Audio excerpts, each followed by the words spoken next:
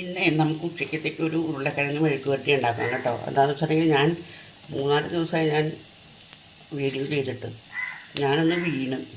അതായത് ഞായറാഴ്ച ഒരു 10 മണിയൊക്കെ ആയിട്ടുണ്ടാവും. ഞാൻ താഴ്ന്ന് മുകളിലേക്ക് സ്റ്റെപ്പ് കയറി ഏറ്റവും മുകളിലെത്തി. എൻ്റെ കഥക് മാത്രം തുറന്നാൽ മതി, അത്രയും ഭാഗം എത്തിയപ്പോഴത്തേക്കും ഞാൻ നേരെ തലയെടുത്ത് പുറത്തോട്ട് വീണുപോയി.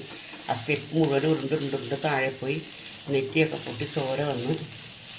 അതേപോലെ തന്നെ കണ്ണിൻ്റെ അവിടെ കരിവാളെന്ന് പറഞ്ഞാൽ കരിക്കട്ട പോലെ കിടക്കുന്നു കണ്ണിൻ്റെ സൈഡ് മുഴുവനും. അപ്പോൾ തന്നെ എൻ്റെ താഴത്തൊരു ഫംഗ്ഷൻ ഉണ്ടായിരുന്നു നേരം.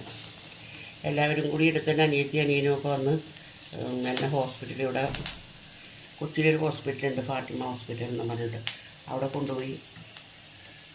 അപ്പോൾ തന്നെ സ്കാനിങ് എല്ലാം ചെയ്ത് പിന്നെ ECG എടുത്ത്. ഡോക്ടർമാർക്ക് ആരെങ്കിലും കൈ കിട്ടിക്കഴിഞ്ഞാൽ തീർന്നല്ലോ. ECG എടുത്ത് പിന്നെ TT എടുത്ത് എല്ലാം കഴിഞ്ഞ് പറഞ്ഞു വെച്ചു. കുഴപ്പമൊന്നുമില്ല, സ്കാനിങ്ങിന് കുഴപ്പമൊന്നുമില്ല. കണ്ണിൻ്റെ കറുപ്പ് അത് ഇതേവരെ മാറിയിട്ടില്ല കേട്ടോ. വേദനയുണ്ട്, തൊടുമ്പോഴൊക്കെ നല്ല വേദനയുണ്ട്.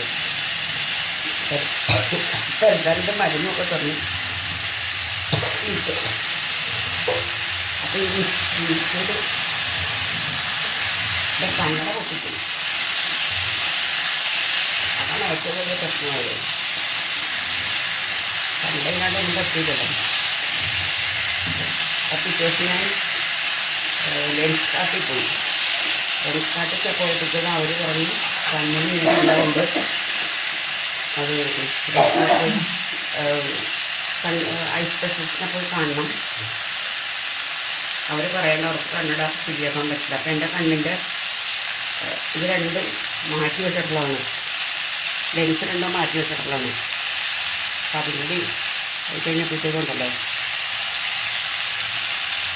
പിന്നെ ഞാൻ അവിടെ നിന്ന് വേറെ അപ്പം തന്നെ അവിടെ നിന്ന് ഒരു ഓട്ടോ വിളിച്ച് അവിടെ ഒരു ഫാത്തിമ ക്ലിനിക് ഉണ്ട്, അവിടെ കൊണ്ടുപോയിട്ട് കണ്ണെല്ലാം ടെസ്റ്റ് ചെയ്ത് കണ്ണടയ്ക്ക് എഴുതി ലെൻസ് കാർട്ടിൽ വന്ന് വീണ്ടും കണ്ണടയ്ക്ക് ഓർഡർ കൊടുത്ത് പോന്നു. 2 കണ്ണടയാണ് വന്നൊന്ന് ചെയ്യാണ് അവിടെ. ലെൻസ് കാർട്ട് മെമ്പർഷിപ്പുള്ളവർക്ക് മാത്രമേ കിട്ടുള്ളൂ. പിന്നെ 2 കണ്ണടയ്ക്കുമുള്ള ഓർഡർ കൊടുത്ത് തിരിച്ച് വീട്ടിൽ വന്ന്. അപ്പോൾ മറ്റേ കണ്ണട എൻ്റെ ഇതായിപ്പോയത് പിടിപ്പിക്കാൻ പറ്റില്ല. ഇങ്ങനെ അവരൊരു അഡ്ജസ്റ്റ് ചെയ്ത് വെച്ച് വന്നു. താഴെ ഈ ബലത്തിൽ വെച്ചാൽ അന്നേരം അടഞ്ഞു പോകുന്നത്. ആ കണ്ടീഷനിലാണ്. ഇന്നലെ ഇപ്പം എന്തായാലും എനിക്ക് പാഴ്സൽ വന്ന് ഒരെണ്ണം വന്നിട്ടില്ല.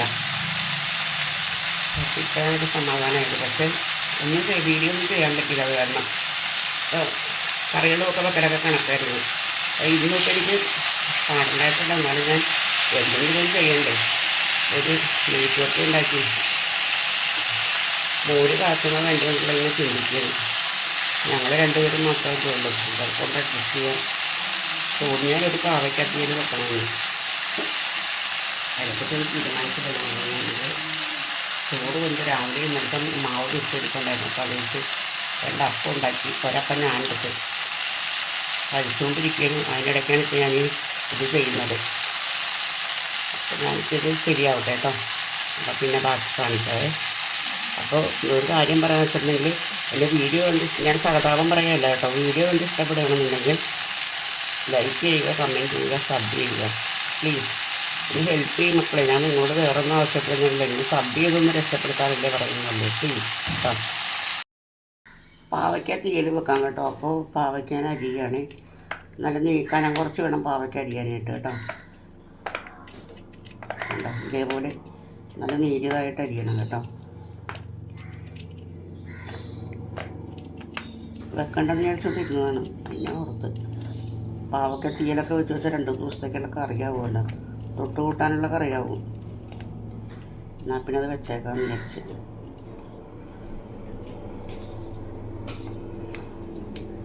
അപ്പം ഞാനിത് മുഴുവൻ അരിയട്ടെ കേട്ടോ. അരിയണം. ഇരുന്ന് കഴിയുമ്പോഴത്തേക്ക് എന്തായാലും ഒരു അരമണിക്കൂറെങ്കിലും പിടിക്കും ഇത് അരിഞ്ഞ് വരാനായിട്ട്. അരിഞ്ഞത് ഇങ്ങനെയാണ്, ഇതേപോലെ അരിയേണ്ടത് എഴുതായിട്ട്. ഒക്കെ തീയൽ വറുക്കാവേ. അപ്പോൾ നമുക്ക് അതിന് വേണ്ട സാധനങ്ങൾ എന്തൊക്കെയാണെന്ന് വെച്ചിട്ടുണ്ടെങ്കിൽ ഉണക്കമുളക്, മല്ലി, സ്വല്പം മല്ലി കേട്ടോ. ഞാൻ മല്ലി അങ്ങനെ ഇടാറില്ല, ഒരു കൊഴുപ്പ് കിട്ടിട്ട് ഞാൻ വെച്ചാണ്. തേങ്ങ പൊട്ടിക്കാൻ മടി, അപ്പോൾ ഉള്ള തേങ്ങ വെച്ച് അഡ്ജസ്റ്റ് ചെയ്യാം. അപ്പം ഇത്തിരി മല്ലി ഇടണം, കുരുമുളക്, നല്ല ജീരകം, ചുമന്നുള്ളി, വെളുത്തുള്ളി, കറിവേപ്പില, തേങ്ങ, ഇത്ര സാധനങ്ങളിട്ട് നമുക്കിത് ഇളക്കി കൊടുക്കാം കേട്ടോ. അല്ല, തേങ്ങ ഇതുള്ള ആകപ്പാടെ അപ്പം എനിക്ക് മടിയായി ഇനി പൊട്ടിക്കാൻ തേങ്ങ. അപ്പോൾ ഈ ഉള്ളത് വെച്ച് നമുക്ക് അഡ്ജസ്റ്റ് ചെയ്യാം. കുഴപ്പമൊന്നുമില്ല, തീയലിനൊക്കെ വളരെ കുറച്ച് തേങ്ങ ഉപയോഗിക്കുള്ളൂ എല്ലാവരും.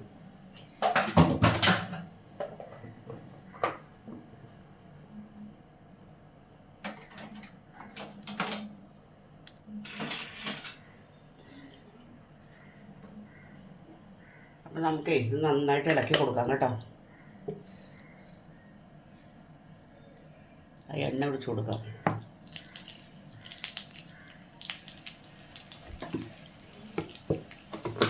സ്വല്പം ഉപ്പും കൂടി ഇട്ട് കൊടുക്കാം അതിനകത്തേക്ക്, കുറച്ച് ഒരു പേരിനുള്ള ഉപ്പ്.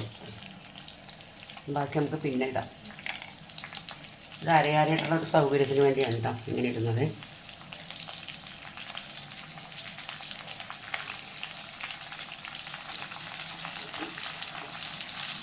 മഞ്ഞൾപ്പൊടി ഇട്ടിട്ടില്ല കേട്ടോ, മഞ്ഞൾപ്പൊടി ഇടണം. ഇട്ടില്ലെങ്കിൽ ഞാൻ മറന്നു പോകും, കയ്യോടെ എടുക്കട്ടെ.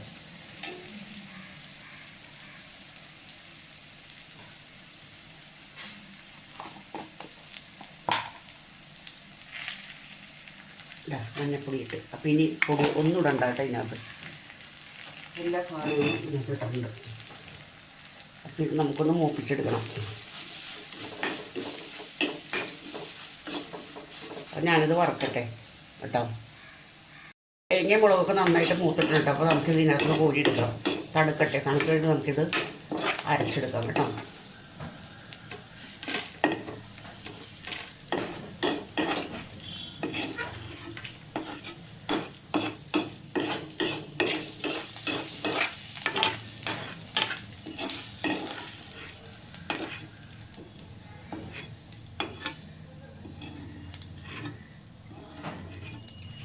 ഇവിടെ നാറട്ടെ. അപ്പോൾ നമുക്ക് ഇനി ഇതിനകത്തേക്ക് നമുക്ക് പാവയ്ക്ക ഇട്ട് കൊടുക്കാം. അപ്പോൾ പാവയ്ക്കകത്തൊക്കെ എന്തൊക്കെ ഇട്ടിരിക്കുന്നതെന്ന് അറിയാമോ? ചുമന്ന മുളക്, അല്ല പച്ചമുളക്, പിന്നെ ഉള്ളി, കറിവേപ്പില, ഇത്ര സാധനങ്ങൾ ഇതിനകത്ത് ഇട്ടിരിക്കണം കേട്ടോ. നന്നായിട്ട് വറുത്തെടുക്കാം നമുക്ക്.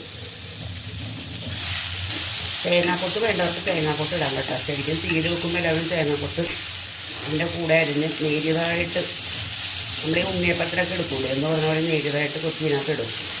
അത് നല്ല ടേസ്റ്റാണത്. ഇവിടെ ഇപ്പോൾ പല്ലില്ലാത്ത ആൾക്കാരുള്ളതുകൊണ്ട് തേങ്ങാക്കൊത്ത് ഇടാൻ പറ്റില്ല. മാത്രമല്ല തേങ്ങ പൊടിച്ചിട്ട് വേണം. തേങ്ങ പൊടിക്കാനും മടി കൊണ്ടാണ് ഞാൻ ഈ ഇത് തന്നെ കുറച്ചെടുത്തത്, ഈ എണ്ണുള്ള തേങ്ങ. ഇതിനകത്തേക്ക് നമുക്ക് കുറച്ച് എണ്ണ ഒഴിച്ച് കൊടുക്കാം കേട്ടോ.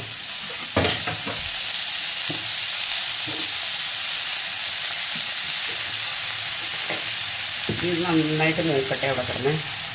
നന്നായിട്ട് മുരിഞ്ഞിട്ടുണ്ട് കേട്ടോ. ഭയങ്കരമായിട്ട് കറക്കണ്ട, അല്ല ഈ പരിവ് മതി. നന്നായിട്ട് മുരിഞ്ഞിട്ടുള്ളത്. അപ്പം നമുക്കിതിനകത്തേക്ക് അരപ്പൊഴിച്ച് കൊടുക്കാം കേട്ടോ.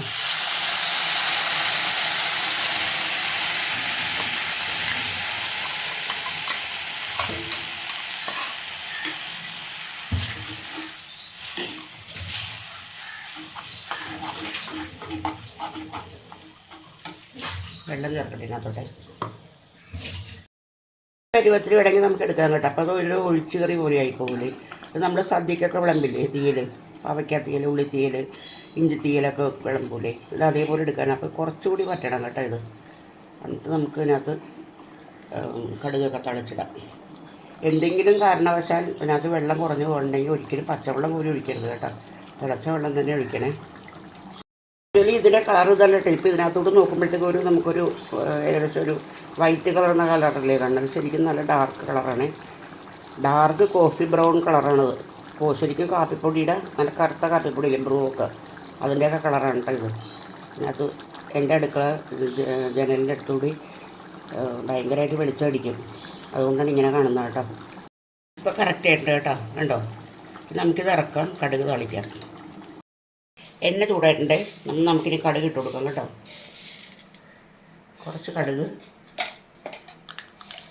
പൊട്ടുമ്പോഴത്തേക്കും ഒരു 3-4 ഉലുവ,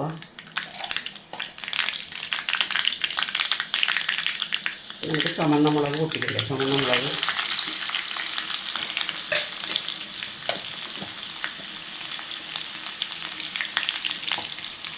ഉണക്കമുളകും കറിവേപ്പിലയും കൂടി ഇട്ട് കൊടുക്കാം കേട്ടോ.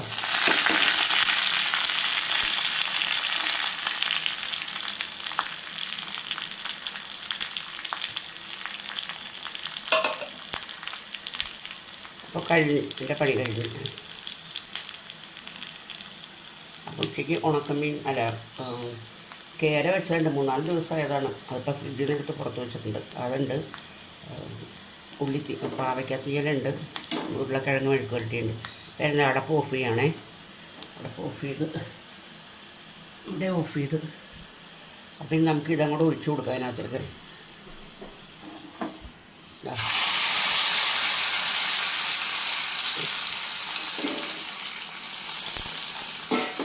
ഇളക്കി വെക്കാം.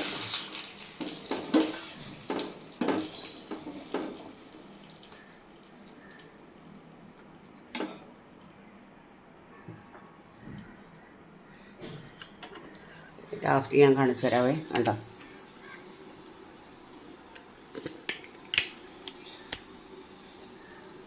കണ്ടോ, ഇതാണ് കറിക്ക്.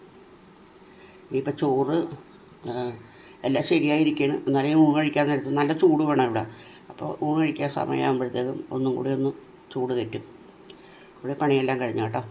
ഇനി അടുത്തൊരു വീഡിയോ കാണുന്നവർ എല്ലാവർക്കും നന്ദി കേട്ടോ. ഞാൻ പറഞ്ഞതൊന്ന് ഓർമ്മയിൽ വേണം കേട്ടോ. വേറൊന്നുമല്ല, നമ്മളുടെ സബ്സ്ക്രൈബേഴ്സിൻ്റെയൊക്കെ കാര്യമാണ്, മറന്നു പോകരുതേ.